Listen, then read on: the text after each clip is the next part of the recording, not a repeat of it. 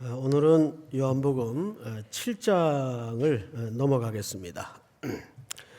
7장 넘어가기 전에 우리 6장의 몇 구절을 좀 살펴보겠는데요. 혹시 지난주 제목 기억하십니까? 제목만 기억해도 큰 건데 제목 기억하세요? 따라서 합니다. 표적을 본 까닭이 아니다. 기억나시죠 이제? 표적을 본 까닭이 아니다. 너희가 떡을 먹고 배부른 까닭이다. 예수님이 베세다 들판에서 오병이어의 기적과 표적을 드러내신 이후에 왕 삼으려는 시도를 다 마다하시고 흩어버리시죠. 그리고 먼저 제자들을 배에 태워 건너편으로 건너가라 하십니다. 제자들은 가다가 폭풍우를 만나죠. 물 위로 걸어서 주님이 그 바람과 폭풍우를 제압하신 다음에 제자들과 함께 가버나움으로 건너오셨습니다. 이것은 간단히 얘기해서 거꾸로 된 출애굽이다. 또 표적 속의 표적이다. 말씀을 드렸습니다. 그리고 나서 이제 가버나움에 도착해서 그 제자들과 쫓아온 사람들에게 벳세다 들판에서 펼쳤던 향연의 기적이 영적으로 무슨 의미인가를 자세하게 상세히 설명을 하셨고 결국은 그 떡은 자신을 가리키는 떡이라는 설명과 말씀을 하셨습니다.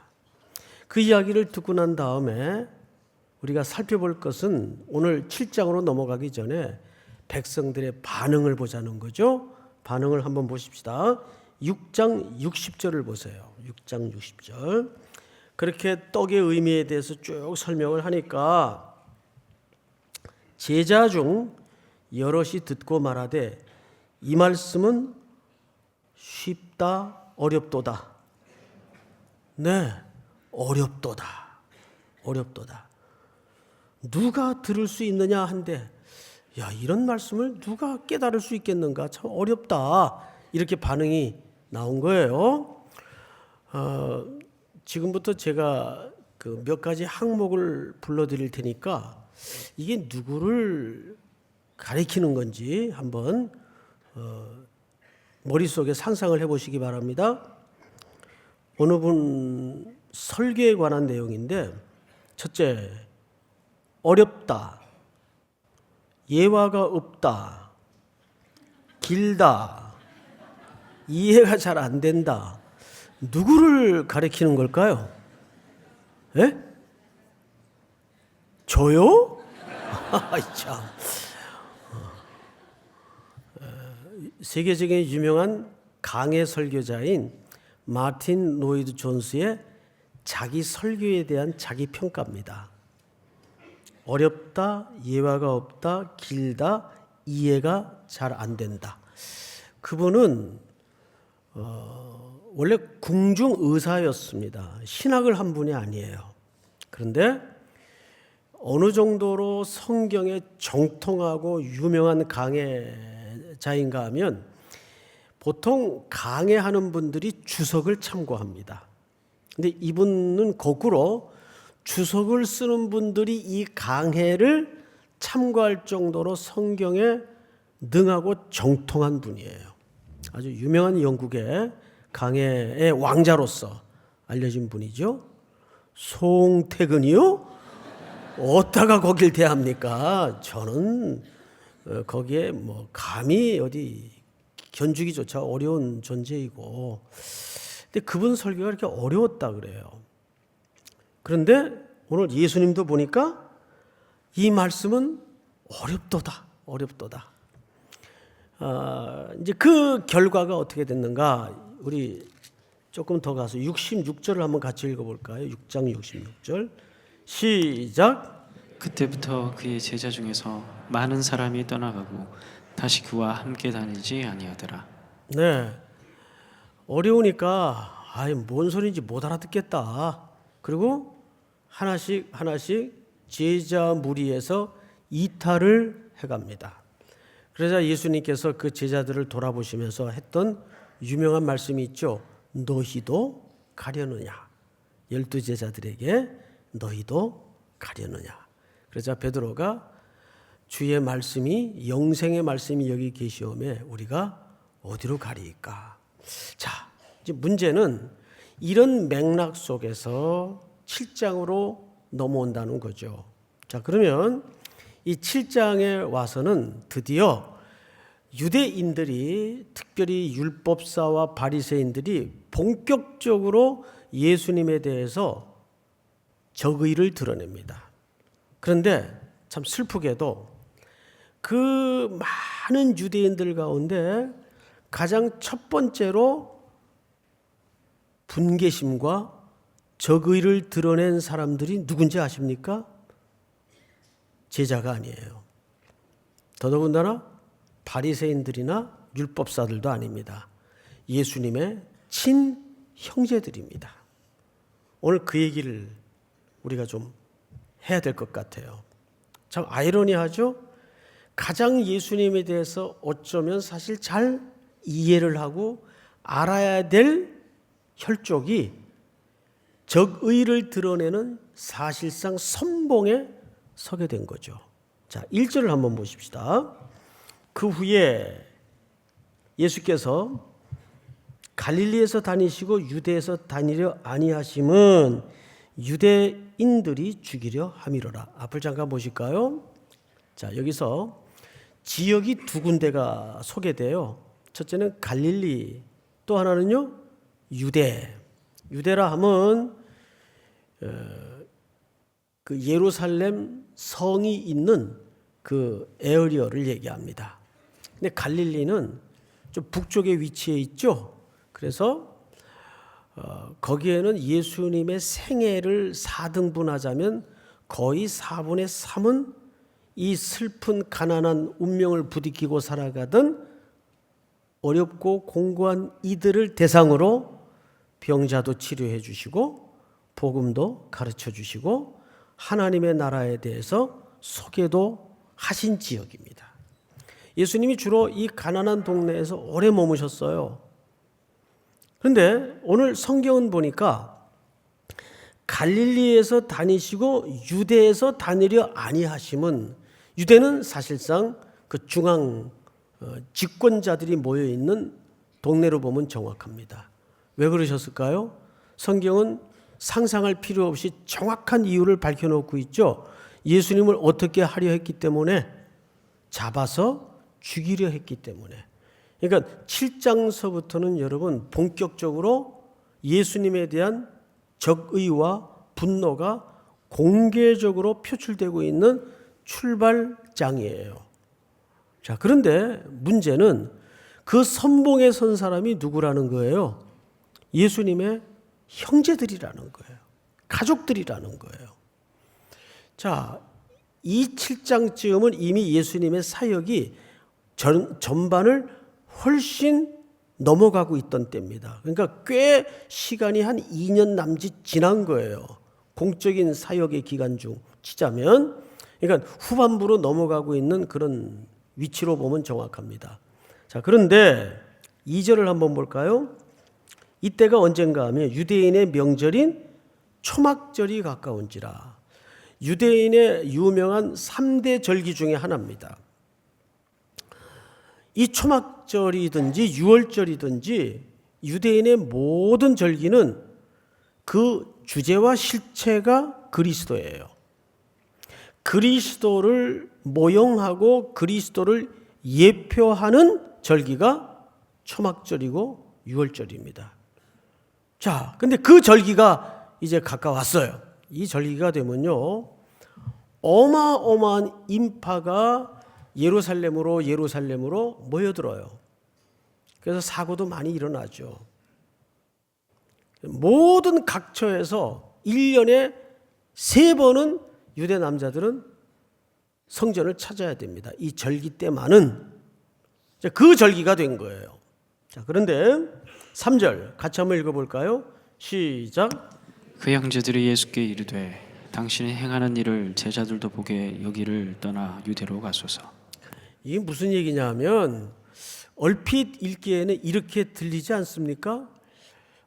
형님, 이왕 이렇게 사역자로 나섰는데 이 시골 갈릴리 구석에서 이러고 돌아다니지 말고 형님 주장하는 말이 진실이라면 중앙부대로 진출을 해보시죠. 이렇게 들리지 않아요? 그 얘기가 아니에요.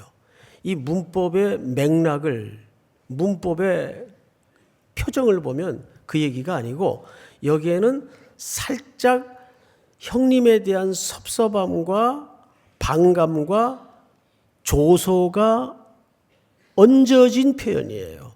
왜냐하면 형제들하고 예수님하고 좀 사이가 별로 안 좋아요. 이유가 있습니다. 마태복음이나 마가복음을 읽어보면 예수님에 대한 소문을 가족들이 듣고 걱정을 했어요. 미쳤다는 소문이 난 거예요. 미쳤다. 그리고 나아가서 자꾸 회개한 소리를 하고 돌아다닌다는 소문이 난 데다가 집에 자꾸 안 들어오세요. 집을 떠나가지고 집에 안 들어오세요. 그러니까 결국은 어머니하고 이 형제들이 예수님을 찾아 나선 적이 있습니다. 마태복음에 보면. 한창 말씀을 이렇게 가르치고 있는데 제자들이 선생님, 어머니하고 동생들 찾아왔어요. 그랬더니 그 자리에서 아시죠? 이런 지하에 엄중한 표정을 지으면서 누가 내 모친이고 누가 내 형제냐? 내 아버지의 뜻대로 행하는 자라야 내 모친이요 내 형제니라. 그러니까 혈육의 형제나 어머니 입장에서는 이 말을 들었을 때 섭섭했겠어요? 섭섭하지 않았겠어요? 섭섭했단 말이에요. 집에도 안 들어오시고 이상하게 미쳤다는 소문은 나 있고 게다가 여러분 이 사람들이 형제들이에요. 형제들이 예수를 메시아로 믿는 게 훨씬 쉽겠어요? 모르는 사람들이 예수를 메시아로 믿는 게 훨씬 쉽겠어요? 모르는 사람들이 믿는 게 훨씬 쉽습니다. 왜냐하면 아는 게 문제거든요. 잘 안다는 게 이게 교회 안에 많단 말이에요. 왜 아는 게 문제일까요? 자, 예수님도 성장 과정은 이 동생들하고 비슷했을 텐데 맨날 그저 한 집에서 생활 같이 하고 밥 먹고 잠자고 그러다가 어느 날 형님이 사실은 내가 하늘에서 온 메시아다 이러면 그거 여러분 같으면 그거 쉽게 받아들이겠어요? 그건 쉬운 문제가 아닙니다. 오히려 알기 때문에 어려운 거예요. 게다가 미쳤다는 소문 듣고 걱정이 돼서 어머니 모시고 찾아갔더니 누가 내 어머니고 누가 내 형제냐? 이러고 딱 문전박대하고 돌려보낸단 말이에요.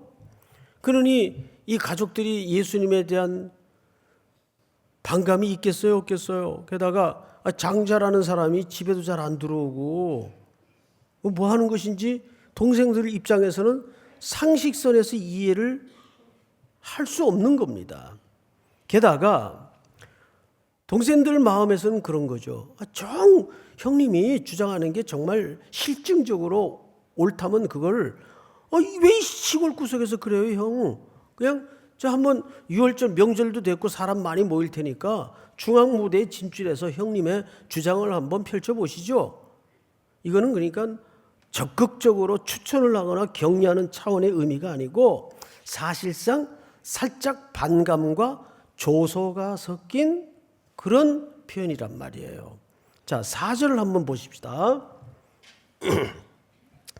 스스로 나타나기를 구하면서 묻혀서 일하는 사람이 없나니 이 일을 행하려 하거든 자신을 세상에 나타내소서 하니 이 동생들 계속 푸념이에요. 왜 여기 묻혀서 이루고 있습니까? 스스로 드러내시려면 중앙무대에 가서 명절도 왔겠다. 얼마나 기회가 좋아요. 굉장히 합리적이고 상식적이고 영향력 있는 표현 같아요. 자, 그런데 요한은 우리에게 의심의 여지 없이 이렇게 투덜거리는 동생들의 표현과 이유를 정확하게 설명합니다. 5절 다 같이 시작. 이는 그 형제들까지도 예수를 믿지 아니하였느니라. 네, 형제들이 예수에 대해서 안다고 했는데 안 겁니까? 모른 겁니까? 몰랐다는 얘기예요. 성경은 끊임없이 예수 그리스도가 메시아라는 사실에 대한 인간의 반응과 그 영적인 무지를 드러냅니까? 안 드러냅니까? 계속 드러내는 거예요. 계속. 자, 그러면서 예수님이 이제 6절을 보실까요? 예수께서 이르시되 내 때는 아직 이르지 아니하였거니와 너희 때는 늘 준비가 되어 있느니라. 자, 이제 앞을 보십시다. 헬라 말에는 이 때라고 할 때는 이제 세 가지 표현을 써요. 잘 아시는 대로 흘러가는 시간, 물리적인 시간이죠. 크로노스라 그래요. 크로노스. 그리고 또 의미적 시간이나 어떤 그 목적을 가진 그런 시간을 카이로스라 그럽니다. 카이로스. 근데 중간에 또 시간에 대한 때에 대한 의미가 있는데 호라라는 표현을 써. 호라. 이 호라라는 말은 무슨 뜻인가 하면 정해진 시간. 여기에는 의미가 담겨 있을 수 있고 또 목적이 담겨 있을 수 있어요. 정해진 시간을 얘기하는 거. 호라. 예수님이 여기서 내 때가 아직 이르지 않았다. 자, 누구의 요구에? 동생들의 요구에. 동생들의 이런 투덜거리는 좀 반감과 조소가 섞인 형님 지금 명절이니까 그럼 차라리 중앙 무대에 가서 한번 형님의 주장을 펼쳐보시죠. 이렇게 된 거죠. 그러니까 예루살렘으로 올라가라 그 말이에요. 올라가라. 그런데 예수님은 그 동생들의 반응에 내 때가 내 시간이 아직 이르지 않았다. 자, 여기에서 두 개의 큰 간극이 드러납니다. 결국 동생들은 올라가라 그런 거예요. 예루살렘으로 그러지 말고 차라리 올라가서 본격적으로 한번 형님의 주장을 펴보시죠. 이렇게 된 거예요. 어쩌면 이 주장은 세상 사람들이 가장 합리적으로 이해할 수 있는 시간표예요. 그런데 여기에 반해서 예수님은 뭐라고 설명한 겁니까? 아직 내 때가 이르지 아니하였다. 그러니까 누구의 시간과 누구의 시간에 간격이 벌어진 거죠? 인간의 요구의 시간과 예수님이 진행하는 시간에 간격이 벌어진 거예요. 결국 인생의 길을 놓고 보면 인생은 어디서 힘듦과 곤고함과 어려움이 발생하는지 아십니까? 이 시간표가 틀리다는데 문제가 벌어지는 거예요. 우리는 지금 당장 절실해, 급해, 목이 말라, 안타까워요? 이거 누구의 시간표죠? 우리의 시간표예요. 그런데 예수님의 시간표는 달라요. 내 때가 이르지 아니하였다. 지난 금요일 출애굽기를 17장을 강의하면서 이런 설명을 드렸었어요. 백성들이 홍해를 건너 광야를 지나 르비딤이라는 데 도착을 했습니다.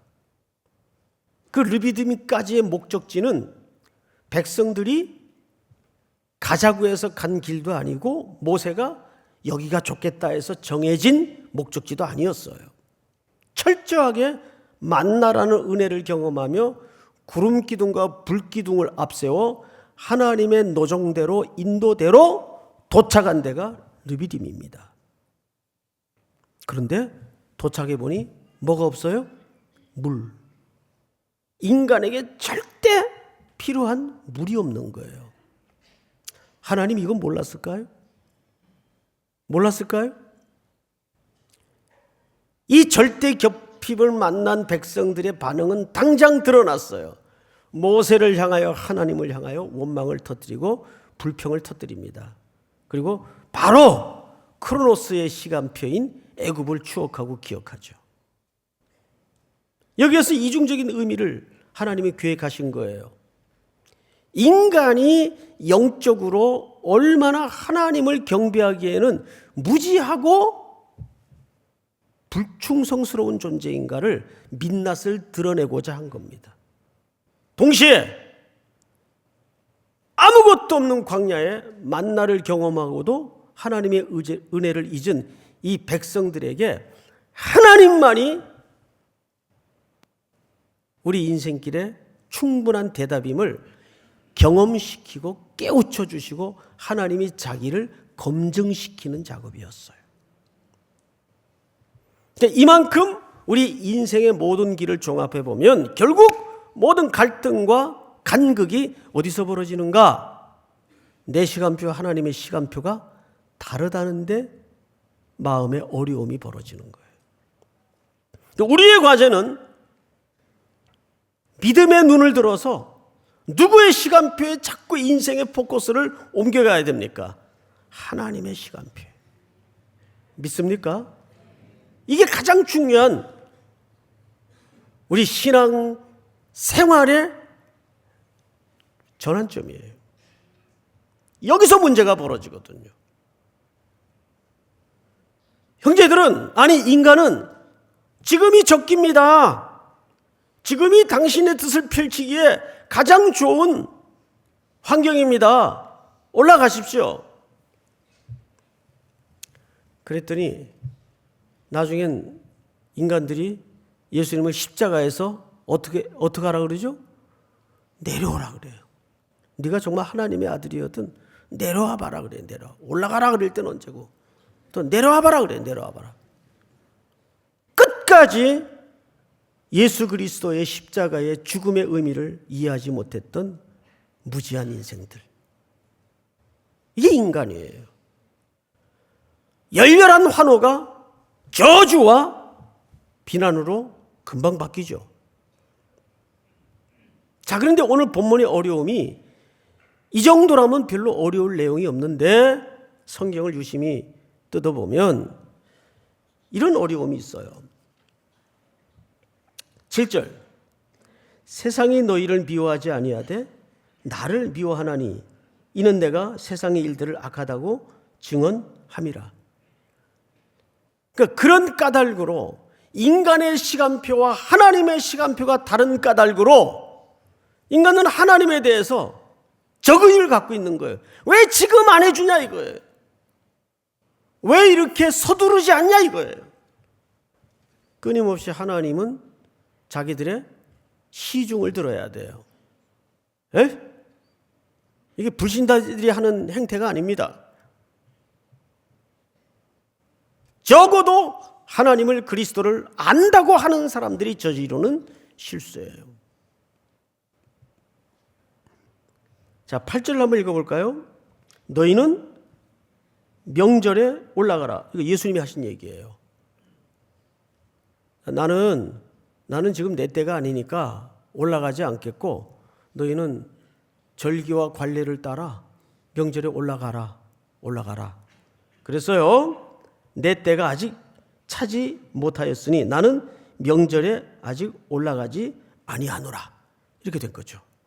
명절은 보통 7일에서 8일 걸리는 큰 명절입니다. 근데 이 말씀을 하시고 계속 어디에 머물러 계시죠? 갈릴리에 머물러 계시니라. 이렇게 오늘 본문이 끝이 나요. 이 끝이 나면 얼마나 좋을까요? 근데 10절을 제가 읽겠습니다. 그 형제들이 명절에 올라간 후에 자기도 올라가시되, 여기 자기가 누굽니까? 예. 그리고는 나타내지 않고 조용히 은밀히 올라가세요. 자, 앞을 잠깐 보십시다. 이게 지금 딴 때 올라간 게 아니고 한참 뒤에 올라가신 게 아니고 명절 중간에 올라갔단 말이에요. 누가? 예수님이 앞에 2번씩이나 올라가겠다 그랬어요? 안 가겠다 그랬어요? 안 가겠다 그랬단 말이에요. 자, 성경에는 이런 그 본문적 갈등이 너무 많아요. 근데 이 그림 읽다가 무슨 생각이 탁 머릿속에 걸려 올라와야 되는데 무슨 생각 나지 않으세요? 에? 아무 생각도 없다. 그냥 혼자 해라. 같이 합시다.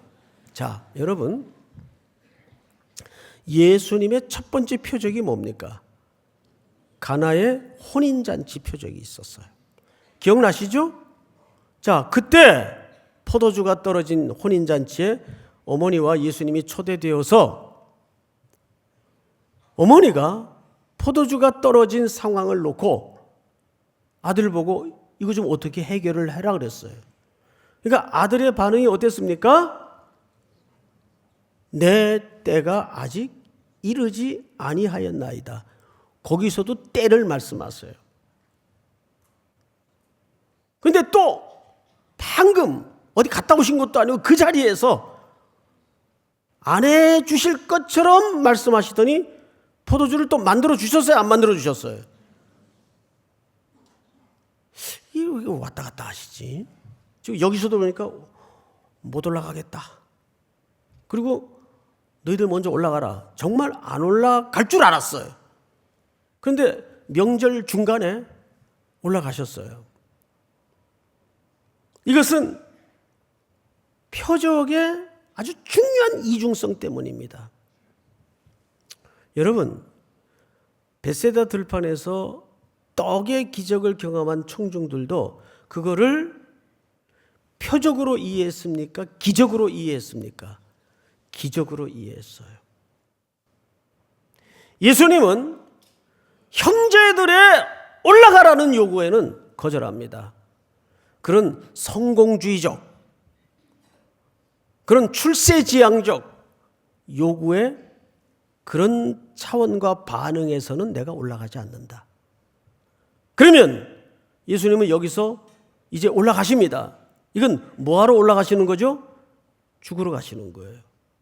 나는 이 땅에 너희 죄를 위해서, 영원한 생명을 위해서 죽기 위해 온 하나님의 아들이다.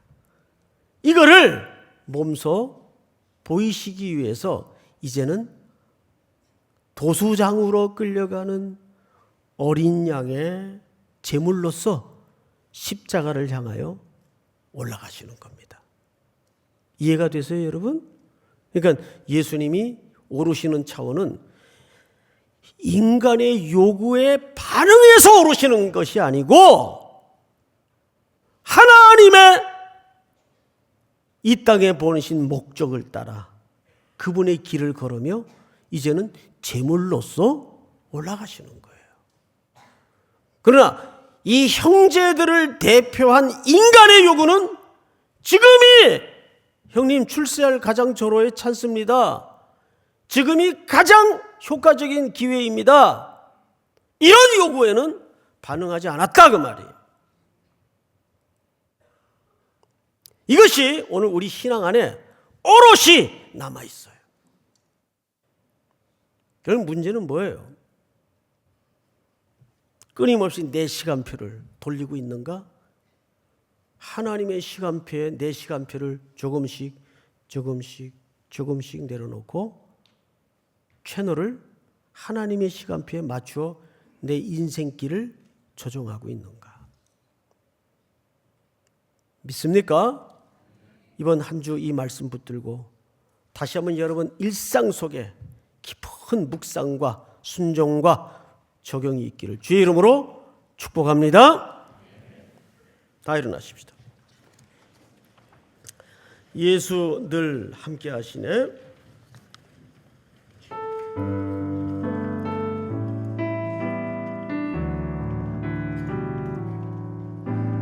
고단한 인생길 힘겨운 오늘도 예수 내 마음 아시네.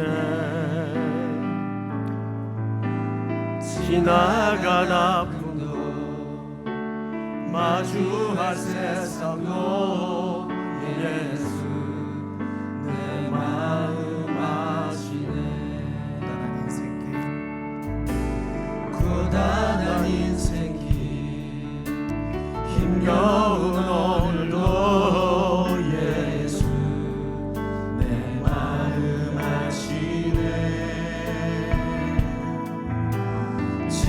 지나간 아픔도 마주할 세상도 예수 내 마음 아시네. 믿음에 눈 들어 주를 보리. 이 또한 지나가리라. 주어진 내 삶의 시간 속에 주의 뜻 달게 믿음의 눈 들어 주를 보리. 믿음의 눈 들어 주를 보리. 이 또한 지나가리라. 주어진 내 삶의 시간 속에 주의 뜻 알게 다시 한번 믿음의 눈 들어 주를 보리. 믿음의 눈 들어 주를 보리. 이 또한 지나가리라. 주어진 내 삶의 시간 속에 주의 뜻 알게 하소서. 우리 한번 서신 채로 눈을 감고 오늘 주신 말씀 붙잡고 기도하여 저문을 나섭시다. 내 시간표가 있겠죠. 무의미하다는 이야기는 아닐 겁니다. 그러나 그 시간표가 하나님을 떠난 시간표일 때, 하나님께 기초하지 않는 시간표일 때, 거기에 쌓아지고 들여진 눈물, 땀, 인생의 시간은 무너질 수밖에 없습니다. 오늘 이 아침에 이 자리에 서서 다시 한번 오 하나님, 우리의 시간표를 조금씩 내려놓게 하시고 하나님의 호라의 시간표에 우리의 인생의 시간표를 맞출 수 있도록 도와주시옵소서. 우리 마음속에 솟구치는 끊임없는 욕망, 올라가라 올라가라, 지금이 찬스다, 지금이야말로 적기다, 아닙니다. 주님이 움직이셔야 됩니다. 주님이 앞장서셔야 됩니다. 우리 한번 주여 부른 다음에 소리내어 통성으로 기도합니다. 주여.